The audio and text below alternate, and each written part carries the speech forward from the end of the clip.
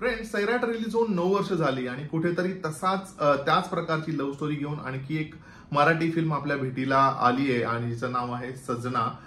जिचा मी ट्रेलर पाहिला आणि तो ट्रेलर मला कसा वाटला तुमच्या बरोबर शेअर करतो. चला तर लगेच सुरू करूया. गरीब मी आहे का माझं प्रेम नाही.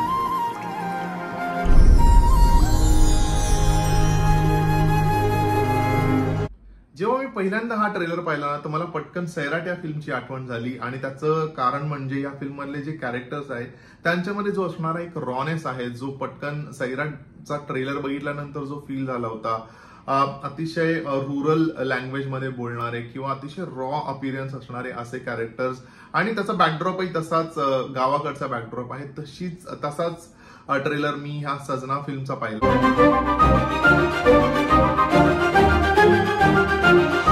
शशिकांत धोत्रे यांनी ह्या फिल्मचं लेखन दिग्दर्शन केलंय आणि बॅकग्राऊंडने म्हणजे मी जेव्हा थोडं रिसर्च केलं तर बॅकग्राऊंडने ही आर्टिस्ट ज्यांना पेंटिंग करायला खूप आवडतं आणि म्हणूनच या फिल्मचं जे एक हायलाइट आहे ते या फिल्ममध्ये असणारं कलर कॉम्बिनेशन आणि प्रत्येक एक फ्रेम जर तुम्ही पाहाल ना तर तुम्हाला लिटरली पेंटिंग वाटेल. चोरावणी भेटायचं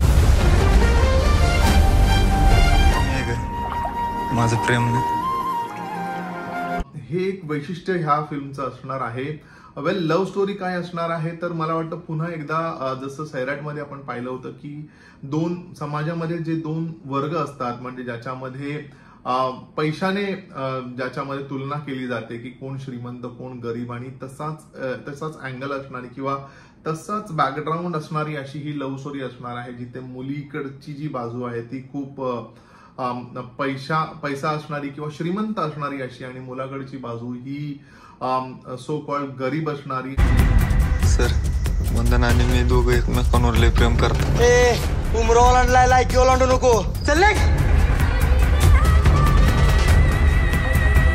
मग ते प्रेम मिळवण्यासाठी काय काय करावं लागणार आहे, ती जर्नी, तो एक संघर्ष आपल्याला पाहायला मिळणार आहे. बट एक ट्विस्ट आहे याच्यामध्ये, कुठेतरी हा एक लव्ह ट्रायंगल देखील आहे किंवा कारण तिसरं कॅरेक्टर देखील आपल्याला दिसतंय. तुला आवडतं मला, तुझ्या आठवणीशिवाय तर श्वास बी घेता येत नाही मला. माझा विषय कायमचा डोक्यातनं काढून टाक. सो फिल्म मध्ये आपल्याला संभाजी पवार, तुला विसरणं सोय नाही, शेवटचं बोलायला तृप्ती मोरे, मला तुझ्यापासून कोणच वेगळं करू शकत नाही.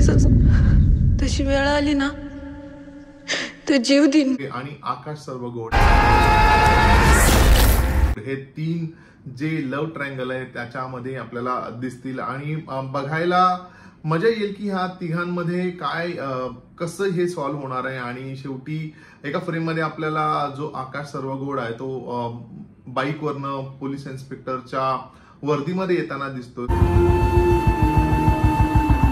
तर असं कन्क्लूड करायला हरकत नाही की तो म्हणजे सर्वतोपरी संघर्ष करून त्याच्यावर त्याची जी फायनान्शियल स्थिती आहे किंवा जी गरिबी आहे त्याच्यावर मात करून एका वेगळ्या लेवलला पोहोचतो आणि त्याचं प्रेम मिळवतो.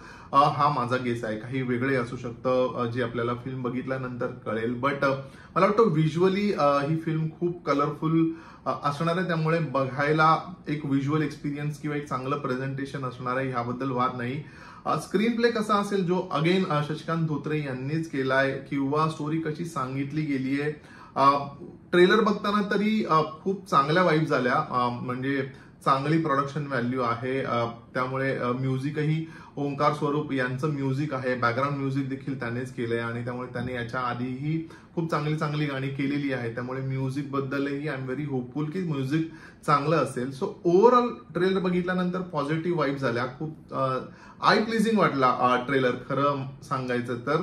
बाकी फिल्म जेव्हा रिलीज होईल तेव्हा आपल्याला बाकी डिटेल अजून कळतील आणि त्या रिव्ह्यू मध्ये आपण भेटूच. तुम्ही पाहिलाय का हा ट्रेलर, मला कॉमेंट करून सांगा. नसेल पाहिला तर एकदा नक्की पाहू शकता. माझा रिव्ह्यू कसा वाटलाय हे देखील मला कॉमेंट करून सांगा.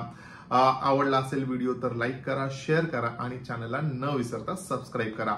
भेटूया पुढच्या रिव्ह्यू मध्ये. तोपर्यंत स्टे ट्यून.